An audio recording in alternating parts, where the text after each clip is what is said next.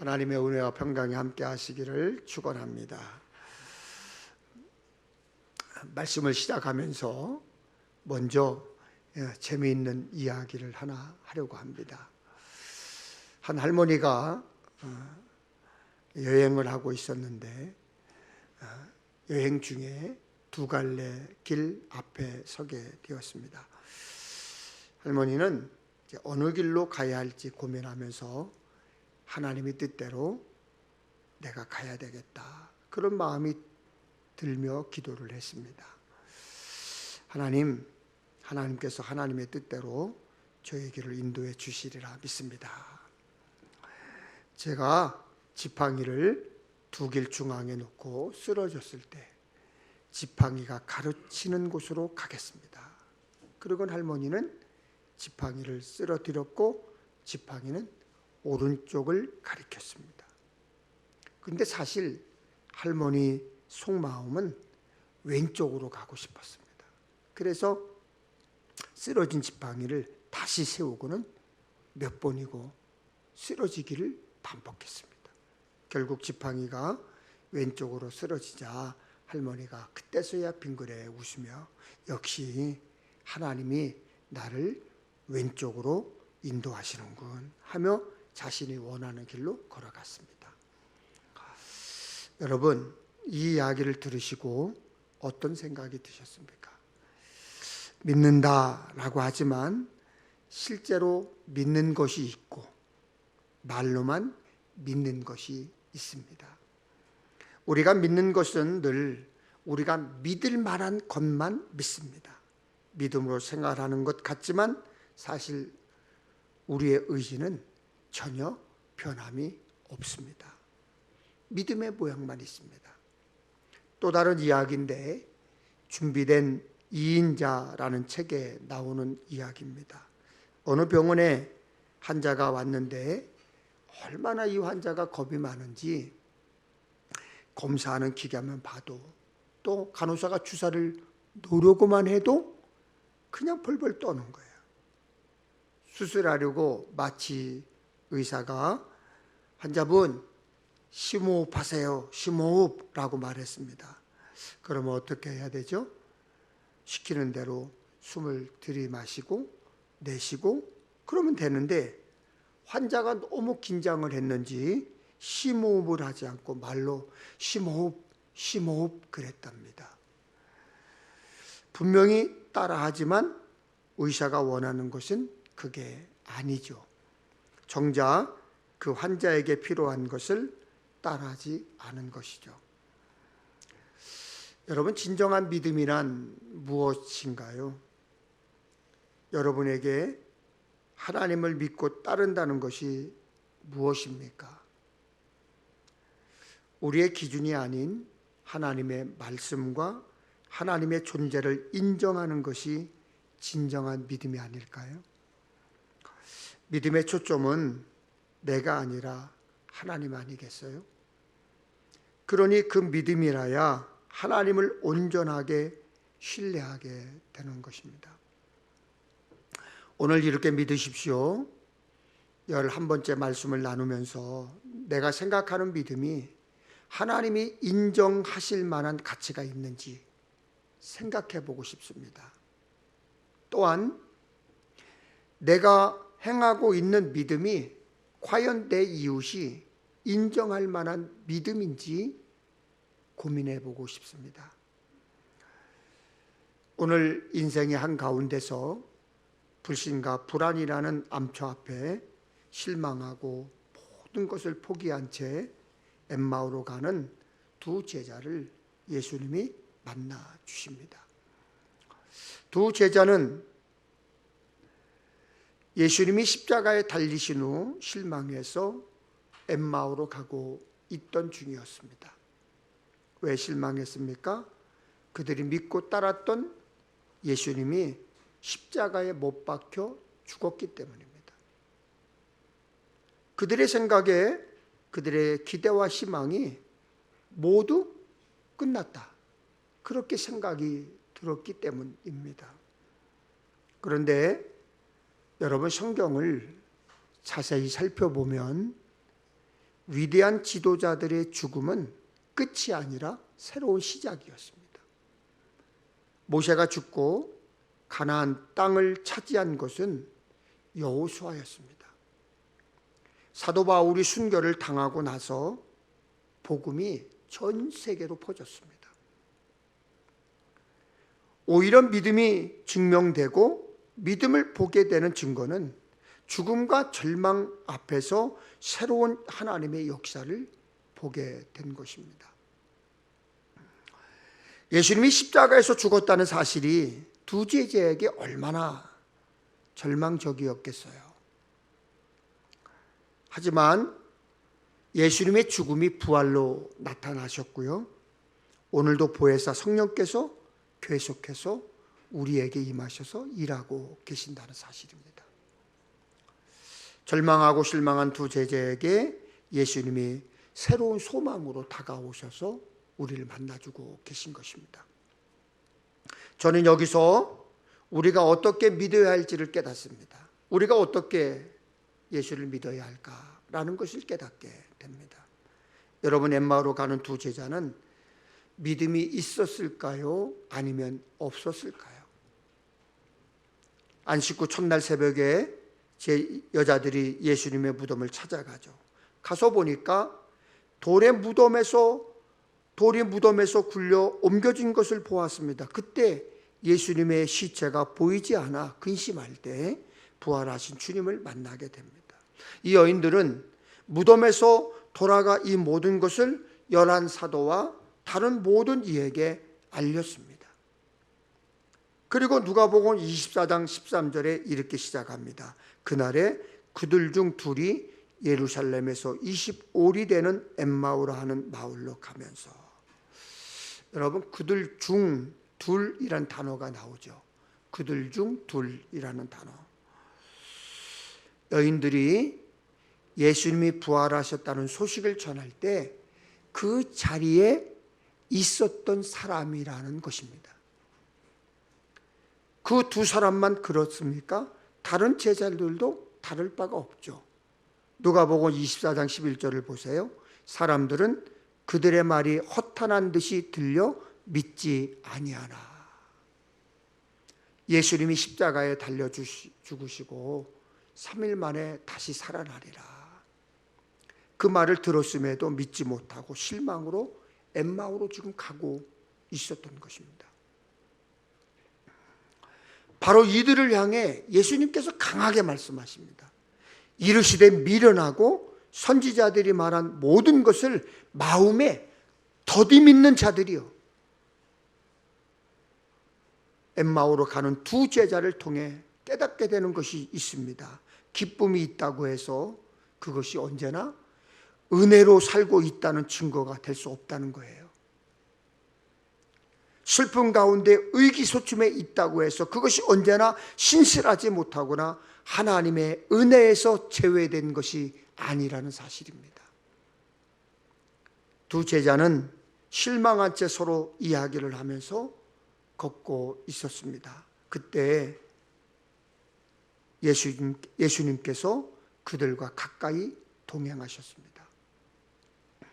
단지 이들이 슬픔 가운데 동행하시는 예수님을 발견하지 못했을 뿐이지 이들의 슬픔 가운데 여전히 예수님은 동행하고 계셨습니다. 여전히 예수님은 동행하고 계셨어요. 사실 우리가 알 수 없는 슬픔으로 인생의 길을 걷고 있을 때, 우리 삶에서 계획되지 않은 고통이 닥쳐왔을 때, 꿈에도 생각지도 못한 어려움이 갑자기 몰려와 방황할 때, 하필이면 왜 나일까? 하필이면 왜 우리 가정일까? 하필이면 왜 내 자식일까? 낙담하고 있을 때 우리 곁에 주님이 여전히 계심에도, 주님이 다가오셨음에도 우리는 주님을 보지 못할 때가 너무나 많습니다. 왜일까요? 왜 그렇습니까? 우리의 영안이 슬픔과 고통으로 가려져 있기 때문입니다. 그런데 한 가지 재미있는 사실을 발견합니다. 예수님은 두 제자에게 즉시 당신이 누구신지 바로 말씀하지 않으셨다는 사실이에요. 그들의 슬픔의 이유가 무엇인지를 다 들으시고 계셨다는 사실이에요. 주님은 위로와 기쁨을 주시기 위해 그들의 아픔, 슬픔 다 털어놓도록 하신 것입니다. 그렇습니다, 여러분. 우리가 교회에 나와 주님을 만나 기쁨을 누리는 순간 우리의 상처, 아픔, 슬픔, 염려 다 내어놓고 털어놓고 주님이 주시는 위로를 만날 때입니다.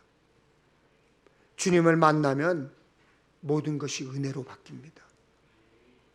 주님을 만나면 상처, 슬픔, 속상함, 염려, 고통이 감사와 찬양으로 바뀝니다. 왜냐하면 주님은 위로의 하나님, 치료의 하나님이시기 때문입니다. 여러분, 오늘 예수님께서 엠마오로 가는 두 제자를 만나셨다는 사실에 주목하십시오. 슬픔을 안고 길을 가던 그 사람을 직접 찾아오셨습니다. 이 시간에도 임하셔서 여러분을 인격적으로 만나주시는 순간에 믿음이 존재하는데 오늘 이 시간에 직접 찾아오신 예수님을 만나기를 주님의 이름으로 축원합니다.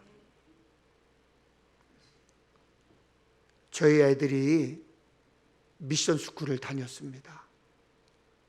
큰아이가 고등학교에 다닐 때 종교 시간이 있었어요. 목사님이 들어오셔서 가정과 부모님에게 만족하는 사람이 있으면 손을 들라 그러더랍니다. 그래서 저희 큰아들이 그래도 목사 아들이니까 만족하지 않다. 그리고 아빠한테 불만족스럽다. 그러면 창피스러우니까 손을 번쩍 들었대요. 그랬더니 목사님이 그러더랍니다. 야, 너 목사 아들이라고 감추지 말고 목사 아들이라고 안 그런 척하지 말고 부모에 대한 상처와 불만을 감추지 말고 다 말하라고 하는데 미치겠더래 그 시간에. 그런데 목사님의 말씀을 다 듣고 나니까 진짜 상처가 많더래요. 진짜 상처가 많더래요. 왜냐하면 각자의 경험이 다르고 상처가 다르기 때문이겠지요. 중요한 것은 믿음이란 지금 나의 진실한 마음을 가지고 주님을 만나는 것이고 다른 사람의 아픔이 아닌 내 아픔과 문제 가운데 주님을 만나야 한다는 거예요. 믿음은 여러분의 문제와 부족함이 곁에 계시는 예수님을 만날 때 일어나는 거예요. 중요한 것은 주님의 모든 것을 들으시고 해결자가 되어 주셨다는 사실입니다. 예수님은 예루살렘 성전을 떠나 엠마오로 가는 두 사람의 슬픔과 근심의 이야기를 다 들으셨습니다. 그리고 나서 두 제자를 주님이 꾸짖습니다. 이르시되 미련하고 선지자들이 말한 모든 것을 마음에 더디 믿는 자들이여. 그런데 여기에서 정말 중요한 사실을 하나 발견하게 됩니다. 주님이 이들을 꾸짖는 순간에도 그들을 향한 사랑이 변치 않았음을 의심하지 않았다는 거예요. 예수님은 슬퍼하는 제자들을 향해서 사악한 자들 그렇게 말하지 않았어요. 미련한 자들이라고 하셨어요. 분명 이들의 미련함으로 불신앙의 상태에 있었고 이들의 미련함으로 슬픔 가운데 있기 때문입니다. 주님은 바로 이들에게 다가오셔서 이들의 불신앙이 무엇인지를 깨닫게 하셨고 이들이 믿음의 세계에 들어오기를 원하고 계셨던 거예요. 그러면 예수님께서 야단치시는 이 두 사람의 불신앙은 무엇입니까? 첫째는 생각의 부족이에요. 생각의 부족. 우리가 믿음을 잘못 생각하는 때가 있습니다. 우리는 아무것도 하지 않고 하나님이 주시기만을 기다린다는 사실입니다. 그 생각, 그 게으름, 마귀 사탄이 우리에게 주는 생각이에요. 여러분, 문제 앞에 기도할 때 어떤 생각이 드십니까? 주님이 응답해 주실까? 아니면 오늘도 꽝? No. 당신에게 달려 있습니다. 적당한 신앙생활? 없습니다. 적당하게는 하나님과 점점 멀어지게 만드는 불신앙의 뿌리예요. 적당함에 만족하고 스스로 속지 마세요. 우리가 믿음의 책임을 다하지 않으면, 책임을 하나님께 전가하면 불신앙이죠. 지금 엠마오로 가는 두 제자가 슬픔 가운데 있는 이유가 무엇입니까? 잊어버린 겁니다. 잊어버린 겁니다. 십자가에 달리시기 전에 하셨던 예수님의 말씀을 다 잊어버린 거예요. 더욱이 이들은 예루살렘을 떠나기 전에 여인들을 통해서 빈 무덤에 관한 이야기를 다 들었습니다. 여러분, 지독한 낙담이 마음을 흐리게 하고 생각을 무뎌지게 만듭니다. 망원경 렌즈에 먼지가 끼면 멀리 있는 것을 보지 못하듯이 근심과 슬픔의 먼지가 껴있어 앞을 볼 수 없었습니다. 여러분, 때때로 슬픔은 우리로 하여금 예수님을 생각할 수 없게 만듭니다. 여러분, 때때로 여러분의 염려가 우리로 하여금 예수님에게 멀어지게 만듭니다. 우리와 동행하시는 주님을 깨닫지 못하게도 만듭니다. 둘째는 우리의 고백이 삶과 일치하지 않는 불신앙의 문제입니다.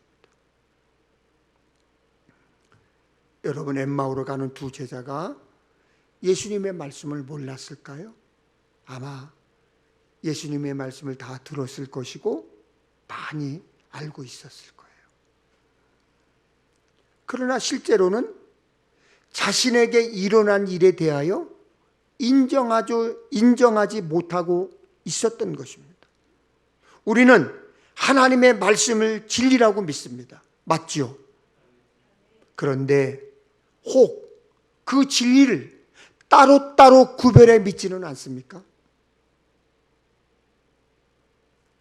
믿을 수 있는 것만 믿고 그렇지 않은 부분에 대해서는 불신앙적이진 않습니까? 믿고 싶지 않은 거죠. 여러분, 사실 우리는 믿는다고 하지만 하나님의 약속을 믿는 것이 아니라 우리 눈에 보이는 것만 믿을 때가 더 많죠. 지금 당신의 눈에 무엇이 보이십니까? 그것이 당신의 믿음을 증명하고 있습니까? 사실 우리가 우리 눈에 보이는 것을 믿는 이유는 성급함 때문에, 조급함이에요. 때론 분주함이 차분히 주님을 보지 못하게 만들어요. 여러분, 엠마오로 가는 두 제자가 슬픔과 실망의 빛을 띠고 예루살렘으로 떠나가는 그날이 언제입니까? 바로 예수님께서 부활하셔서 여인들에게 나타나신 그날이에요.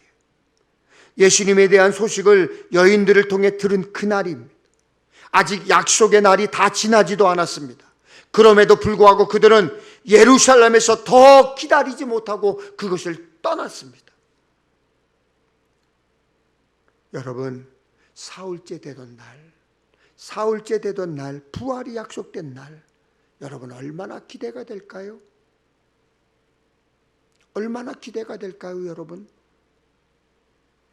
그런데 그 사흘이 채 지나지도 않은 날, 조바심으로, 성급함으로, 실망으로, 분주함으로, 실망이 슬픔으로 그 약속의 자리가, 그 기적의 현장을 떠나게 된 거예요. 히브리서 10장 36절을 한번 볼까요? 너희에게 인내가 필요함은 너희가 하나님의 뜻을 행한 후에 약속하신 것을 받기 위함이라. 우리가 고백해야 하는 믿음은 이런 겁니다. 이런 거예요. 하나님의 약속은 반드시 이루어지지만 오늘 우리가 바라는 시간에 이루어지는 것이 아니라는 믿음이에요. 하나님은 시건하지 않으시는 분인데 그분의 약속을 믿지 못하는 것이 우리에게 얼마나 큰 불신앙입니까? 얼마나 큰 불행이에요. 그분의 역사 가운데 우리가 직접 그 계획을 세우고 그 뜻을 이루어 가기를 원하는 것 자체가 얼마나 큰 신앙인지 여러분은 아십니까? 그런 불신앙 가운데서도 주님은 엠마오로 가는 두 제자를 찾아오셨습니다. 그게 우리에게 정말 중요한 사건입니다. 슬픔으로 가득 차 있는 엠마오의 제자들을 찾아오셨듯이 인생의 어려움과 염려로 실망한 채 살아가고 있는 우리에게 예수님은 외면하지 않으시고 찾아오셨다는 사실이에요. 하지만 분명한 것은 예수님은 불신앙의 제자들의 불신앙을 책망하고 계셨다는 거예요. 아마도 오늘 우리에게 가장 소망적인 말씀 가운데 하나는 하나님께서 우리의 미련함을 사악함으로 여기지 않으셨다는 사실입니다. 사악함은 징계의 대상이지만 미련함은 배움의 대상입니다. 예수님은 우리가 깨우쳐 알기를 원하시고 직접 찾아오셔서 우리의 믿음을 일깨워 주셨습니다. 놀랍게도 더 소망적인 것은 하나님은 자녀가 보이는 불신앙을 모욕으로 간주하시는 분이 아니라 미련하다, 꾸짖으신다는 사실입니다. 우리가 자식을 키우면서 수없이 경험하는 것처럼 부모의 마음을 몰라주는 자녀의 미련함을 우리 주님도 아신다는 거예요. 그래서 사실 오늘 예수님은 꾸짖음은 우리를 향한 사랑이에요. 예수님이 오늘도 우리를 징계하심은 우리를 향한 사랑이에요.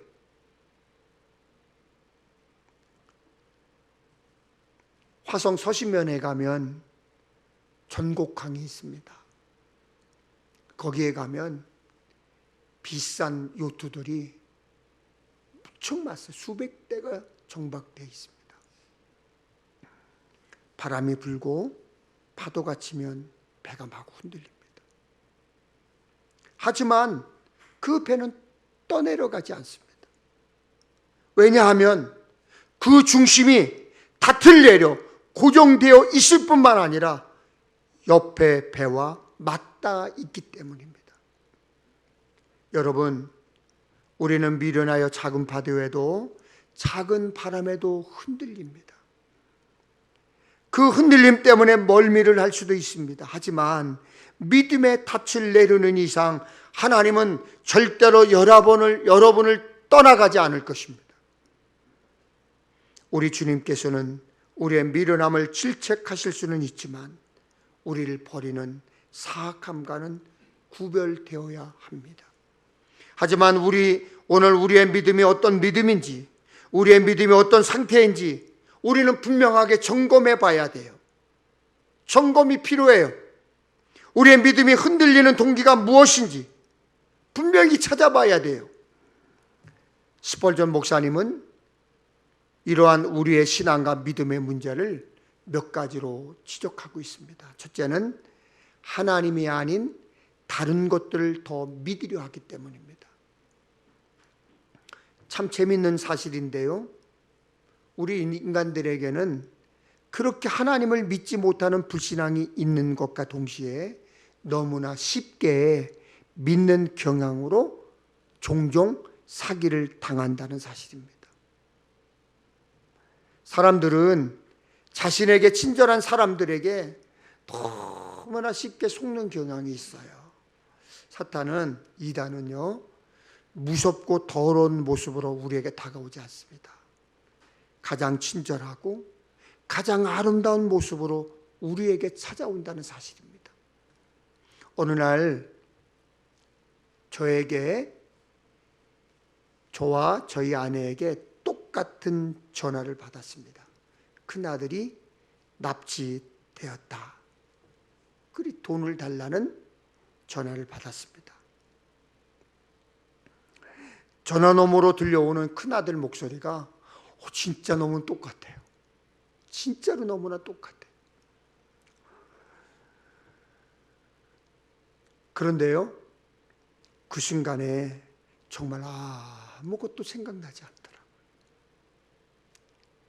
얼마나 당혹스럽고 당황했는지 제 목소리가 커지는 거예요. 목소리가 떨리는 거예요. 다행히 납치되었다는 아들과 전화통화가 돼서 사기를 당하지는 않았지만 제 스스로가 그렇게 쉽게 속을 수 있다는 사실에 얼마나 깜짝 놀랐는지 몰라요. 참 신기하죠. 사기를 치는 사람들의 말을 그렇게 쉽게 믿으면서 하나님의 말씀을 믿지 않는 인간의 속성, 참 신기하지 않습니까? 엠마오 마을로 가는 두 제자의 믿음의 문제가 무엇입니까? 말씀이 들리지 않은 거예요. 말씀이 들리지 않은 거예요. 예수님께서 하셨던 약속과 예언도, 부활의 소식을 전하는 여인들의 말도 그들에게 들리지 않은 것입니다. 왜요? 왜? 그들의 경험이 우선이었고 그들의 경험으로 예수님이 십자가에 죽었다는 사실이, 소망이 사라진 것이고, 엠마오로 가는 중에도 동행하시는 예수님이 곁에 있어도 눈에 들어오지 않은 거예요. 여러분, 하나님이 계시지 않으십니까? 아니면 여러분이 믿음이 없습니까? 다시 한번 질문할까요? 하나님이 없습니까? 아니면 여러분이 믿음이 없습니까?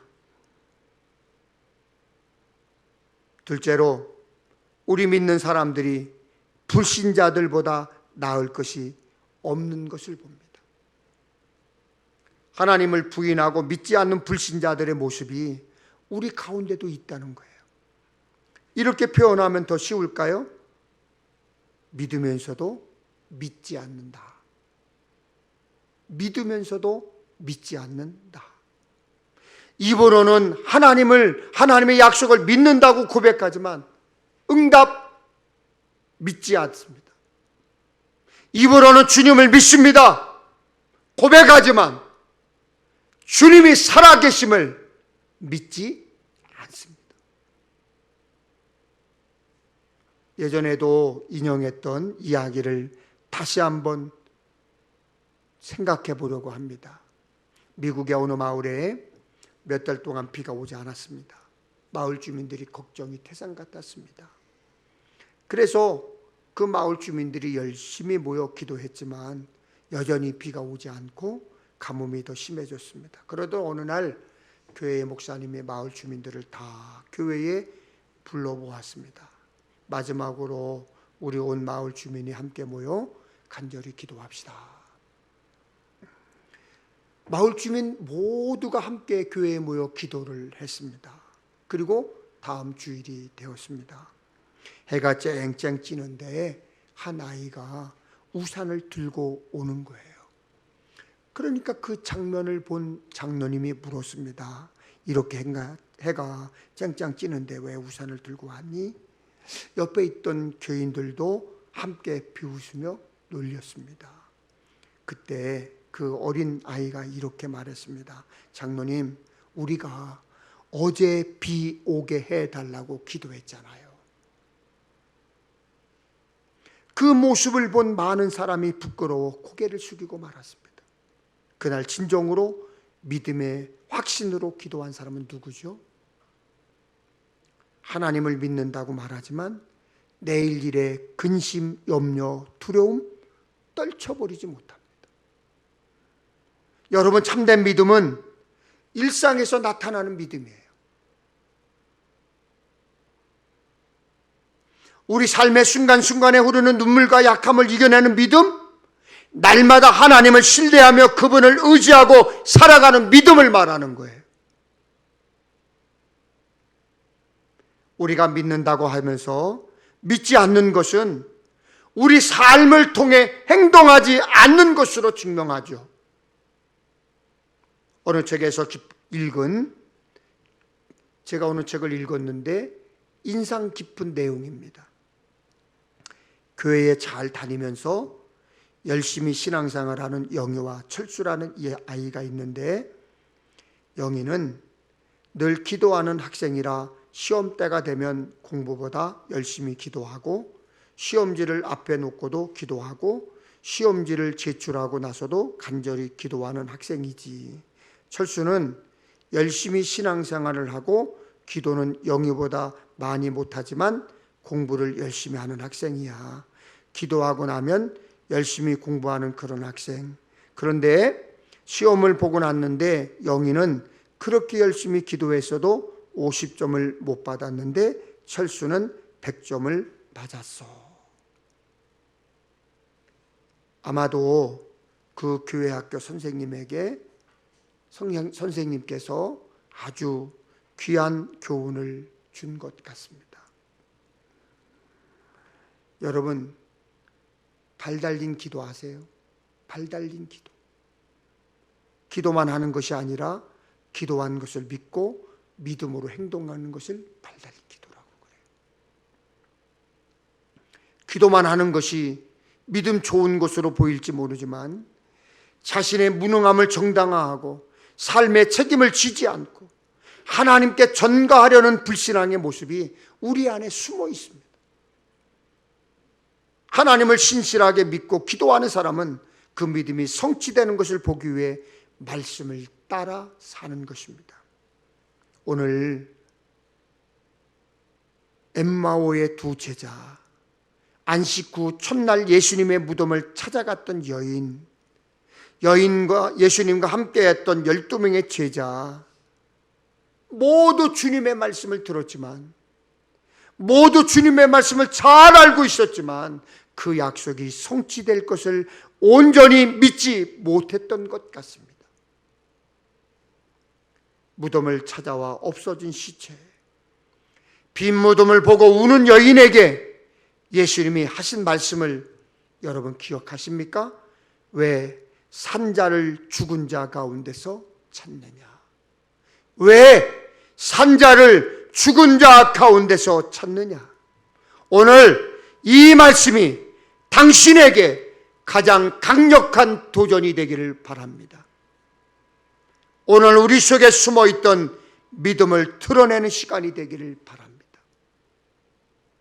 믿는다고 했지만 실상을 믿지 못했던 우리의 불신앙이 인정하는 믿음으로 바뀌기를 바랍니다. 우리의 삶에서 믿음을 보이며 인생을 믿음으로 항해할 수 있기를 주님의 이름으로 축원합니다. 우리 찬양하겠습니다.